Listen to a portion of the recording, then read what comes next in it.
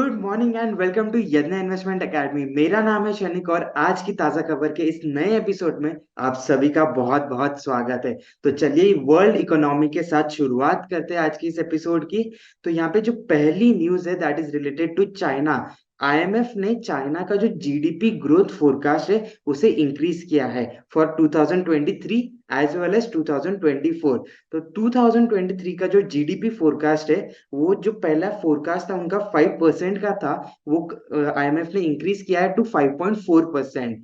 And जो 2024 का जो ग्रोथ होगा जीडीपी का वो थोड़ा सा स्लोअर होगा ऐसा एस्टिमेट कर रहा है IMF. And the growth expectation is around 4.6%। लेकिन ये जो अक्टूबर में इनका जो नंबर्स आए थे, जो उन्होंने अपने वर्ल्ड इकोनॉमिक आउटलुक में बताया था आईएमएफ ने, तो तब उन्होंने चाइना का 2024 का एस्टिमेट 4.2% का दिया था। तो वो भी 4.2 से 4.6% पे इन्होंने यहाँ पे बढ़ा दिया है। एंड द मेजर रीजन इस इंक्रीज के लिए, तो जो चाइना का गवर्नमेंट है, तो चाइनीज गवर्नमेंट ने अपने कुछ सोवरिन बॉन्ड इशू का अप्रूवल दिया है। And that amount is 1 trillion yuan, जो वहाँ की लोकल करेंसी है। अगर हम इसे डॉलर टर्म्स में देखें तो 137 बिलियन डॉलर्स का जो इश्यू रहेगा वो यहाँ से उसका अप्रूवल मिल चुका है। एंड साथ ही साथ जो लोकल गवर्नमेंट बॉडीज है, तो उनको भी कुछ जो इनके बॉन्ड कोटास है 2024 के, तो उनको भी फ्रंट लोड करने का यहाँ पे अप्रूवल मिल चुका है। तो ये एक बहुत बड़ा इम्पेटस हो सकता है चाइनीज इकोनॉमी के लिए। तो इसी ग्राउंड्स पे चाइना का आउटलुक आईएमएफ ने बढ़ाया है।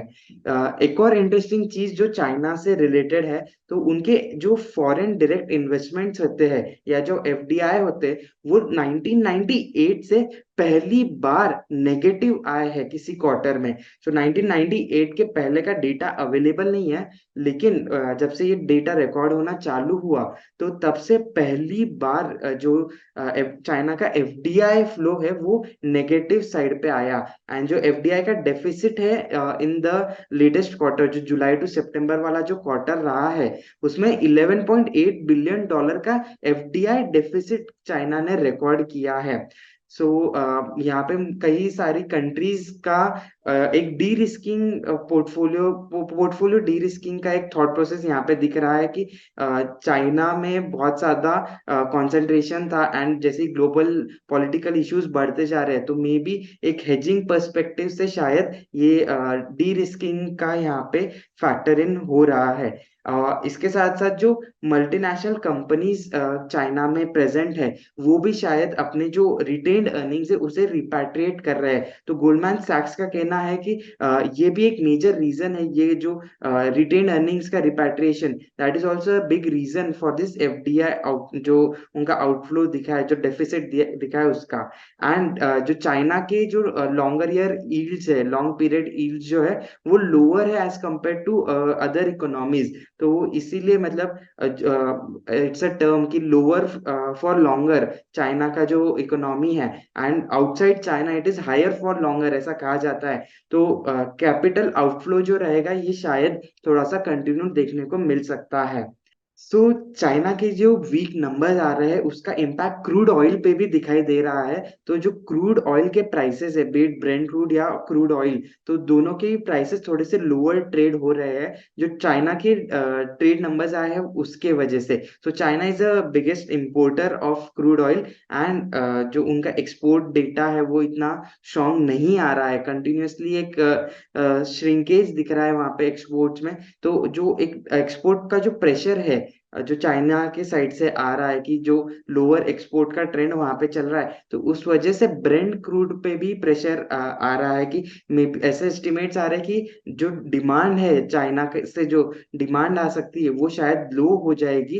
एंड साथ ही साथ जो एक और रीजन यहाँ पे ऐसा है कि जो इजराइल हमास वॉर चल रहा है, तो उसके वजह से जो वहां पे एक ऐसा एस्टिमेट आ रहा है कि मतलब ऑयल का जो सप्लाई है वो इम्पैक्ट नहीं होगा, बिकॉज मिडल ईस्ट में बेसिकली क्रूड ऑयल प्राइसेस बढ़े ही इसलिए इस वजह से थे कि जो इसराइल हमास वॉर होगा मिडल ईस्ट में हो रहा है, ऑयल प्रोड्यूसिंग कंट्रीज सारी वहां पे है, तो मे बी सप्लाई पे इम्पैक्ट आ सकता है। तो सप्लाई का इम्पैक्ट जो है वो भी कम होता हुआ मतलब जो सप्लाई इम्पैक्ट है वो निगेट होता हुआ दिख रहा है, एंड जो चाइना से डिमांड का प्रेशर है, मतलब डिमांड शायद कम हो जाए, तो वो भी एक आउटलुक है। तो इन दोनों ही कारणों की वजह से जो क्रूड ऑयल प्राइसेस है वो लोअर ट्रेड कर रहे हैं।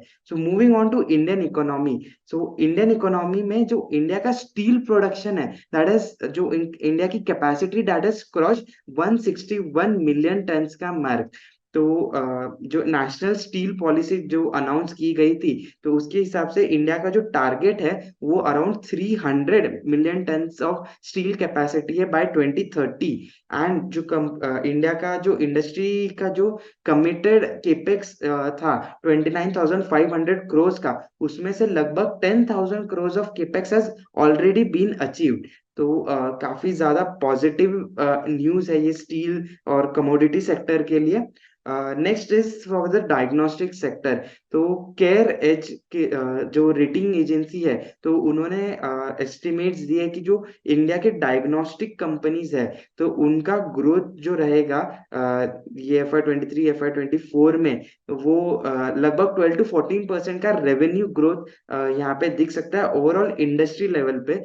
एंड जो प्री कोविड लेवल्स पे जो मार्जिन है वो वापस से आ सकते हैं। तो 23-24% की ऑपरेटिंग प्रॉफिट मार्जिन भी वापस से मेंटेन हो सकते हैं, ऐसा केयर एज का कहना है।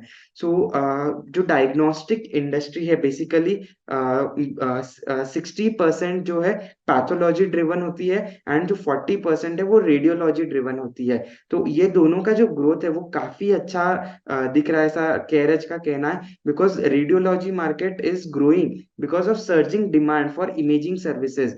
और जो पैथोलॉजी का डिपार्टमेंट है, जो पैथोलॉजी डिमांड है वो इंक्रीज हो रहा है because more and more people are undergoing preventive health checkups. तो एक एक्टिव अप्रोच आ रही है, उस वजह से यहाँ पे प्रिवेंटिव हेल्थ चेकअप्स के कारण जो पैथोलॉजी टेस्ट है वो इम्प्रूव हो सकते हैं। एंड साथ ही साथ जो इंडिया का मेडिकल टूरिज्म है वो भी काफी, उस पे भी गवर्नमेंट काफी ज्यादा फोकस कर रही है। जो गवर्नमेंट का फोकस है कि there should be more and more medical tourism in India. तो इंडिया का जो मेडिकल एक्सपेंडिचर है, जो फैसिलिटी है, वो काफी इफेक्टिव है, एंड साथ ही साथ अफोर्डेबल भी। तो मेडिकल टूरिज्म भी बढ़ सकता है। तो इस वजह से जो इंडिया की diagnostic industry that is expected to do well in the coming times. तो अगर मेजर प्लेयर्स की बात करें तो doctor Lal, Metropolis, Thyrocare technologies, SRL diagnostics, ये चार जो कंपनीज है, these are the largest 4 entities जो इस सेगमेंट में इस सेक्टर में काम करते हैं। एंड इनका कलेक्टिव मार्केट शेयर अगर हम देखें तो वो सिर्फ और सिर्फ 6% है। तो बहुत ही ज्यादा फ्रैगमेंटेड एक इंडस्ट्री है, एंड दैट्स द रीजन की कॉम्पिट मतलब न्यू एंट्री काफी इजी है इस इंडस्ट्री में। Moving on to stock specific news. तो सबसे पहले हम ट्रेंट जो कंपनी है उसके रिजल्ट के बारे में बात करेंगे। जो नेट प्रॉफिट है इस कंपनी का 189% बढ़ चुका है। रेवेन्यू ग्रोथ वाई बेसिस पे Q2 में 53% की यहाँ पे कंपनी ने रिपोर्ट की है। 2,982 करोड़ का रेवेन्यू ट्रेंट ने रिपोर्ट किया है। एंड जो एबिटा मार्जिन है वहां पे भी एक इम्प्रूवमेंट देखने को मिला है, बहुत QOQ एंड YOY बेसिस पे। तो 15.3% का EBITDA मार्जिन यहाँ पे कंपनी ने रिपोर्ट किया है। जो लाइक फॉर लाइक ग्रोथ है, या जिसे हम SSG भी कहते हैं, सेम स्टोर सेल्स ग्रोथ, तो वो नॉर्थ ऑफ 10% रही है। एंड जो ये जो ग्रोथ है वो अक्रॉस ऑल सेगमेंट्स देखने को मिली है। ट्रेंट का एक और बिजनेस है जो स्टार बाजार के नाम से जाना जाता है। तो वो स्टार बाजार कुछ टाइम से अच्छा नहीं कर रहा था, लेकिन स्टार बाजार के लिए भी काफी पॉजिटिव कमेंट्री देखने को मिली है इस क्वार्टर में। कंपनी का कहना है कि स्टार बाजार की जो रेवेन्यूज है वो 30% ग्रो हुआ है YOY बेसिस पे। एंड अगर हम Q2 FY 20 से देखें तो जो CAGR ग्रोथ है लास्ट 3 इयर्स में, तो वो 20% का CAGR यहाँ पे रिपोर्ट हुआ है regarding the Star Bazaar business. So जो ट्रेंड का जो पोर्टफोलियो है, तो basically Westside, Zudio and other lifestyle concepts ऐसे मेजर स्टोर्स है। तो 223 वेस्ट साइड स्टोर्स है as of the end of Q2 FY 23। Zudio के 411 स्टोर्स हो चुके हैं, और 27 अदर लाइफस्टाइल कॉन्सेप्ट स्टोर्स है ट्रेंड के पास। Q2 FY24 में अगर हम स्टोर एडिशन की बात करें तो 38 स्टोर्स ऐड हुए थे, उसमें से 6 वेस्ट साइड के थे एंड 27 जूडियो के स्टोर्स ऐड हुए थे। ऐसे मतलब this is the data of the store addition. Moving on to Info Edge, तो इन्फो एज ने भी काफी एक इंटरेस्टिंग कंपनी है। तो इन्होंने Q2 FY24 में लगभग 12% का स्टैंड अलोन बेसिस पे रेवेन्यू ग्रोथ यहाँ पे पुट अप किया है, एंड जो नेट प्रॉफिट ग्रोथ है वो लगभग 24% की है। सो स्टैंड अलोन की क्यों बात कर रहे हैं, बिकॉज इन्फोएज की हम अगर कंसोलिडेटेड बैलेंस शीट देखें तो उसमें काफी ज्यादा इन्वेस्टमेंट का पोर्शन आता है। Zomato is one of their major investments, तो जो इनके इन्वेस्टमेंट्स है वो भी काफी ज्यादा है। तो इस वजह से जो कंसोलिडेटेड नंबर्स है वो बहुत ज्यादा वो मोस्टली इन्वेस्टमेंट पर्सपेक्टिव से रादर देन बिजनेस पर्सपेक्टिव से। तो इसलिए अगर हम स्टैंड अलोन बिजनेस को देखना यहाँ पे मोर सेंस बनता है। एंड जो इनका रिक्रूटमेंट बिजनेस है, जो Naukri.com जो इनका वेबसाइट है, एंड काफी सारे और भी वेबसाइट्स हैं इनके, तो मेन जो Naukri.com है, तो उसका सिर्फ 9% रेवेन्यू ग्रोथ इस सेगमेंट में आया है।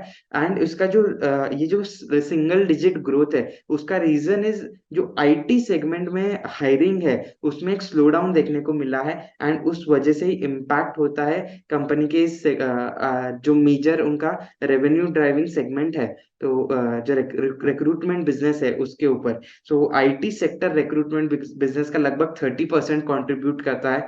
तो दैट्स वाई एक स्लो डाउन, उस वहाँ का स्लो डाउन ओवरऑल रेवेन्यू को इम्पैक्ट कर रहा है। जो इनका रियल एस्टेट बिजनेस है that has grown quite well actually. जो 99 एकर्स जो कंपनी की वेबसाइट है, तो वहां पे उनका जो रियल एस्टेट बिजनेस है that has grown 25% revenue growth Y Y basis पे पुटअप किया है। जो इनके अदर सेगमेंट्स है, जो 99 एकर्स है, Matrimony.com, तो मैट्रिमोनी का जो इनका ये है बिजनेस, एंड एजुकेशन रिलेटेड शिक्षा.com इज देयर बिजनेस। तो इन सभी के जो पीबीटी लॉसेस है वो डिक्लाइन हुआ है। तो लास्ट जो Q2 FY23 था वहां से काफी ज्यादा डिक्लाइन देखने को मिला है। उस वजह से जो प्रॉफिटेबिलिटी की बात जो हम देख रहे हैं, जो 24% प्रॉफिट जो प्रॉफिट में ग्रोथ आया है वो इस लॉसेस के कम होने की वजह से बहुत ज्यादा यहाँ पे पॉजिटिव इम्पैक्ट वहां पे दिख रहा है बॉटम लाइन पे। देवयानी इंटरनेशनल की हम बात करेंगे, नेट प्रॉफिट 37% से गिरा है यहाँ पे। 35.82 करोड़ का नेट प्रॉफिट कंपनी ने रिपोर्ट किया है। और जो ओवरऑल रेवेन्यू ग्रोथ है दैट हैज कम टू 9.63%। तो टॉप लाइन ग्रो होने के बावजूद भी यहाँ पे कंपनी के प्रॉफिट्स इंपैक्ट हुए हैं।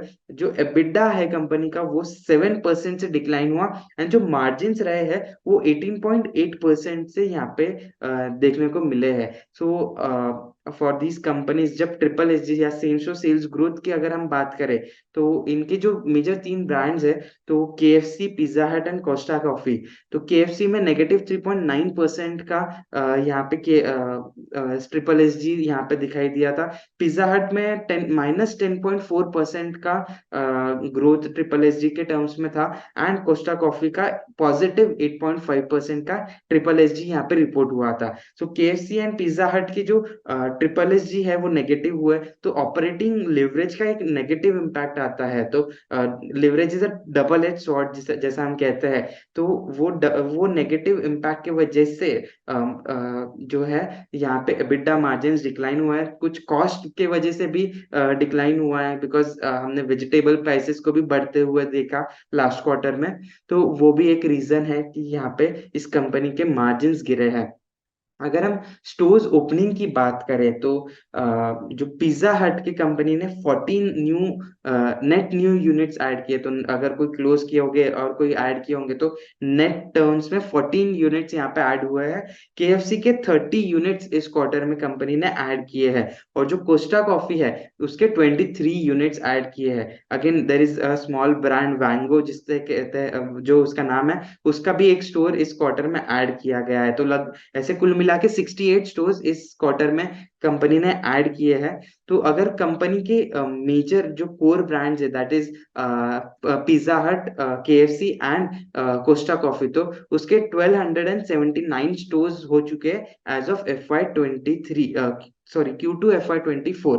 तो ये जो नंबर था लास्ट क्वार्टर में या Q1 FY24 में 1212 था, जो बढ़ के 1279 पे आ चुका है। सो नेक्स्ट जो हम कंपनी की बात करने वाले, दैट इज दीपक नाइट्राइट, एक केमिकल कंपनी है। एंड एक सरप्राइजिंग रिजल्ट यहाँ पे देखने को मिला है। रेवेन्यू तो एक्सपेक्टेड था कि FY24 का आउटलुक ही थोड़ा नेगेटिव है for the overall chemical sector, उस वजह से रेवेन्यू 9% डिक्लाइन हुआ YOY बेसिस पे। लेकिन जो कंपनी की प्रॉफिटेबिलिटी है वो इंप्रूव हो चुकी है। 18% नेट प्रॉफिट इंक्रीज देखने को मिला है on a YOY basis. 205 crore का लगभग कंपनी ने यहाँ पे नेट प्रॉफिट इस क्वार्टर में रिपोर्ट किया है। एंड अगर हम एबिडा की बात करें तो एबिडा भी 11.6% से बढ़ चुका है। एंड जो एबिडा मार्जिन है वो लगभग 17% पे है as compare to 13.8%। So company के जो दो मेन सेगमेंट्स है, फिनोलिक्स एंड एडवांस इंटरमीडिएट्स, तो वो फिनोलिक्स का जो डिवीजन है उसका रेवेन्यू तो कॉन्ट्रैक्ट हुआ, 13% का डिक्लाइन यहाँ पे देखने को मिला था इस सेगमेंट में। लेकिन जो इबिट है, जो सेगमेंट रिजल्ट जो आते हैं, वो 66% से बड़ा है YOY बेसिस से। एंड उसका एक रिवर्स जो हम सिनेरियो एडवांस इंटरमीडिएट्स में देखने को मिल सकता है। रेवेन्यू सिर्फ 2% से गिरा, लेकिन इबिट जो है 25% से गिरा है। तो जो एडवांस इंटरमीडिएट्स का इबिट डिक्लाइन था वो फिनोलिक्स ने कहीं ना कहीं कवर कर दिया। एंड ओवरऑल बेसिस पे 18% का प्रॉफिट ग्रोथ इस कंपनी ने रिपोर्ट किया है ऑन कंसोलिडेटेड बेसिस। नेक्स्ट हम उनो मिंडा की बात करेंगे। ये एक ऑटो एंसिलरी कंपनी है। सो उनो मिंडा ने भी 26% का ग्रोथ यहाँ पे रिपोर्ट किया है। 3621 करोड़ के रेवेन्यू इस क्वार्टर में कंपनी ने रिपोर्ट किए। एंड जो EBITDA मार्जिन है वो तो फ्लैटिश ही रहा है। तो नेट प्रॉफिट जो है वो 31% से ग्रो हुआ है। तो नेट प्रॉफिट मार्जिन में थोड़ा सा इंप्रूवमेंट देखने को मिला। कंपनी के जो तीन मेजर सेगमेंट्स है, स्विचेस है, लाइटिंग है और कास्टिंग्स है। स्विचेस लगभग 26% कंट्रीब्यूट किया Q2 FY24 में। वहीं लाइटिंग और कास्टिंग्स का 23% एंड 21% कंट्रीब्यूशन रहा था इन रेवेन्यूज। तो इस ये जो तीनों मेजर सेगमेंट्स है, इनका जो रेवेन्यू ग्रोथ है, इन तीनों ही सेगमेंट का मोर देन 20% का रेवेन्यू ग्रोथ यहाँ पे देखने को मिला था। एंड उसी का रीजन है कि जो ओवरऑल कंसोलिडेटेड बेसिस पे जो रेवेन्यू ग्रोथ है वो नॉर्थ ऑफ 26% रहा है।